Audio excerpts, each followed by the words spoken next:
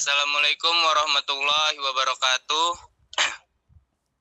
Kami dari kelompok 7 yang beranggotakan 4 orang. Yang pertama ada Anissa Zakia, yang kedua ada Melisa Aulia, dan yang ketiga saya sendiri, Reno Al-Bukhari, dan yang keempat ada Reyanda Putri Alban.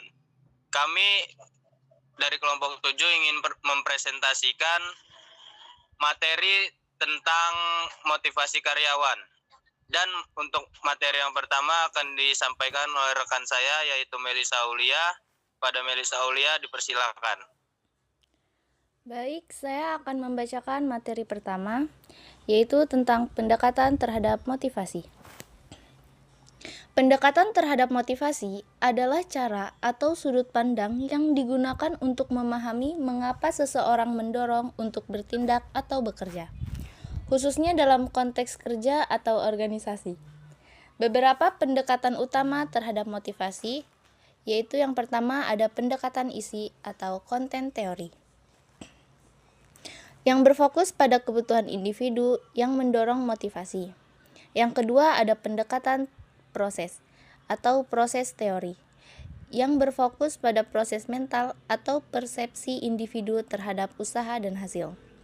Yang ketiga ada pendekatan perilaku, behavioral approach, yaitu motivasi yang dibentuk oleh penguatan atau hukuman eksternal. Memahami kebutuhan karyawan.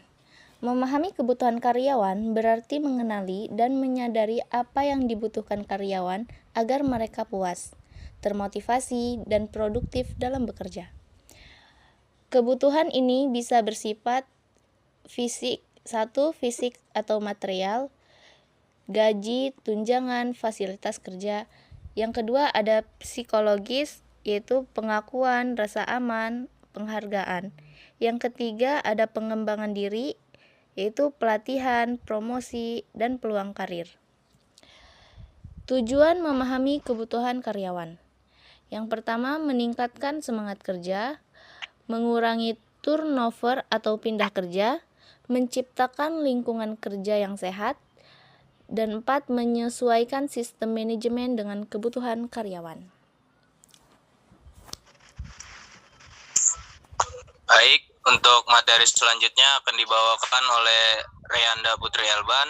Pada Reyanda Putri Alban, dipersilakan. Baik, materi yang selanjutnya adalah cara manajer memotivasi karyawan. Yang pertama, memberikan pengakuan dan apresiasi dengan menghargai kerja keras karyawan, misalnya melalui pujian, penghargaan, atau bonus. Yang kedua, menetapkan tujuan yang jelas. Dengan itu, karyawan akan lebih termotivasi jika tahu apa yang harus dicapai dan bagaimana caranya. Yang ketiga, memberikan kesempatan pengembangan dengan menyediakan pelatihan, promosi, atau tantangan baru untuk meningkatkan keterampilan. Keempat, lingkungan kerja yang nyaman dan positif. Dengan menciptakan lingkungan kerja yang nyaman dan positif, akan menciptakan suasana kerja yang mendukung, aman, dan saling menghormati. Yang kelima, keterlibatan dalam pengambilan keputusan. Dengan itu, karyawan merasa lebih dihargai jika pendapatnya didengarkan dalam hal-hal penting. Yang keenam, ada kompensasi dan tunjangan yang adil. Misalnya gaji yang sesuai, tunjangan, dan bonus kinerja memberikan motivasi nyata. Dan yang terakhir, ada komunikasi terbuka dan dukungan emosional. Manajer yang terbuka dan mendengarkan akan meningkatkan kepercayaan karyawan. Baik, untuk materi selanjutnya akan dibawakan oleh Anissa Zakia. Kepada Anissa Zakia, dipersilakan.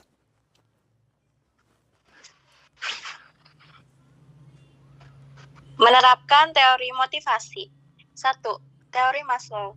Hierarki kebutuhan. Penuhi kebutuhan dasar dulu, gaji dan keamanan kerja. Lanjutkan ke penghargaan, promosi, pengakuan. Dengan aktualisasi diri, kesempatan berkembang. Kedua, teori kerja yang gaji, kebijakan, hubungan kerja.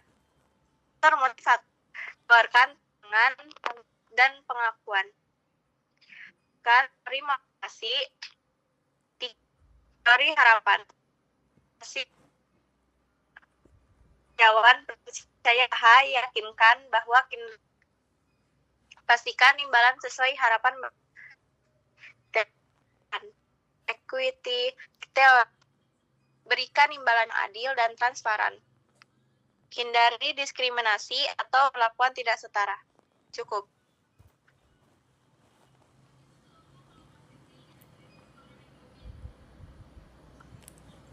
Baik, untuk karena semua sudah dijelaskan kepada pemateri, terima kasih kepada pemateri dan tentunya semoga materi yang disampaikan hari ini bermanfaat. Saya selaku moderator Reno Al-Bukhari, saya izin pamit. Wassalamualaikum warahmatullahi wabarakatuh.